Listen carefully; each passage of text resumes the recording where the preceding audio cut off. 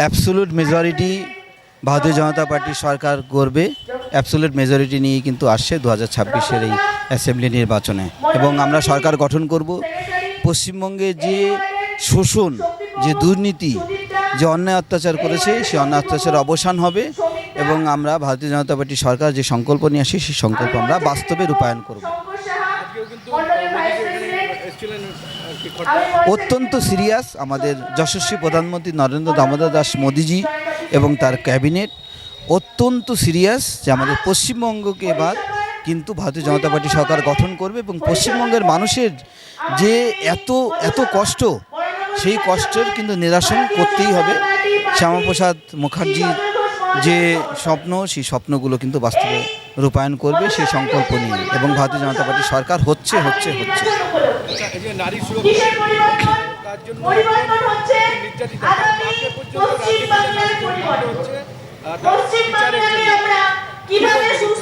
দেখুন, পশ্চিমবঙ্গে তৃণমূল সরকার এরা সমস্ত ক্রিমিনালদেরকে খোলাম ছুট দিয়ে রেখেছে। ওই হসপিটালের যে হেড ছিল, যারা ইনভলভ ছিল, তাদেরকে প্রমোশন দিয়ে পর্যন্ত অন্য হসপিটালে পাঠিয়ে দিয়েছে। আপনি ডক্টর সন্দীপের কথা শুনেছেন।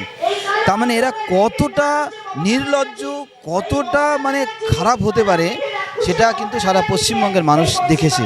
তাই পশ্চিমবঙ্গের মানুষ চায় এর পরিবর্তন হোক, এবং অভয়ার মা আজকে ইলেকশনে এসেছে এবং তাদেরকে দাঁড় করিয়েছি। তারা তাদের মুখ থেকে তারা বলুক এবং পশ্চিমবঙ্গের মানুষকে জানাক যে এই যে দুর্নীতি, এই যে অন্যায় অত্যাচার, যে ক্রিমিনালিটি, এই ক্রিমিনালিটির অবসান হোক, এবং প্রত্যেকটা মা বোনেরা যাতে সুরক্ষায় থাকতে পারে। ভারতীয় জনতা পার্টি সরকার ছাড়া সেটা সম্ভব নয়। প্রত্যেকটা পলিটিক্যাল পার্টি অলরেডি এখানে ছিল। ভারতীয় জনতা পার্টি সরকার কখনো হয়নি। কংগ্রেস হয়েছে, সিপিএম হয়েছে, তৃণমূল হয়েছে। তাই ভারতীয় জনতা পার্টির সরকার গঠন হলেই কিন্তু সেটাই সমস্যার সমাধান সম্ভব।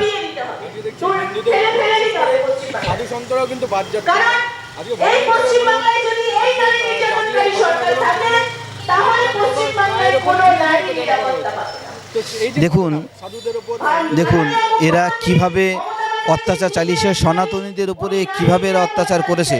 সনাতনীদের সমস্ত যে রিচুয়ালসগুলো, সেই রিচুয়ালগুলোকে কীভাবে আটকানোর চেষ্টা করা হয়েছে। দুর্গাপুজোর বিসর্জনের দিন কিভাবে তারা বাধাপ্রাপ্ত করেছে, এবং দুর্গাপুজো করতেও বিভিন্ন জায়গায় কিভাবে সমস্যা তৈরি করেছে, বা অন্যান্য পুজো করতেও সমস্যা তৈরি করেছে, পারমিশন দিতে সমস্যা তৈরি করেছে। যে হিন্দুদের, সনাতনীদের উপরে এইভাবে যদি বারবার করে আঘাত হানে, তো সেটা পশ্চিমবঙ্গের মানুষ আজকে কিন্তু বুঝে গেছে। আজকে কিন্তু সবাই নামছে, এর প্রতিবাদ করবে, এবং নতুন ভারতীয় জনতা পার্টি সরকার হবে, এবং সনাতনীদের কথাও কিন্তু ভারতীয় জনতা পার্টি ভাববে।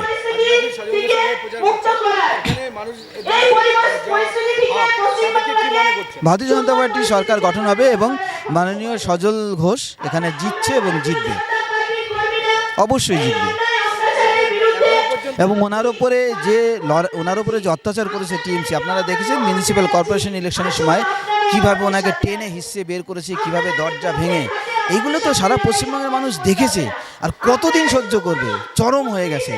মাননীয় সজলদা এখানে জিতছে এবং জিতবে।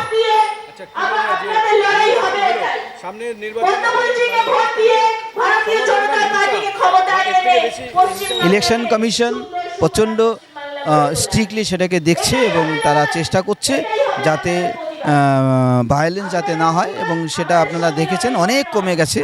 তো সেই ব্যাপারে তারা প্রচণ্ড বদ্ধপরিকর, এবং আমরা আশা রাখি যে আগামী ইলেকশনে যেই সেকেন্ড দফায় যে ইলেকশনটা হচ্ছে, সেই ইলেকশনেও কিন্তু ওই ভায়োলেন্স হবে না।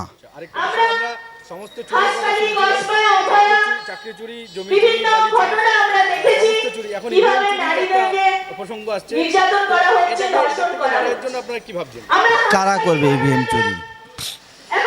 এখানে আমরা ইলেকশন কমিশনের উপরে অত্যন্ত আশাবাদী।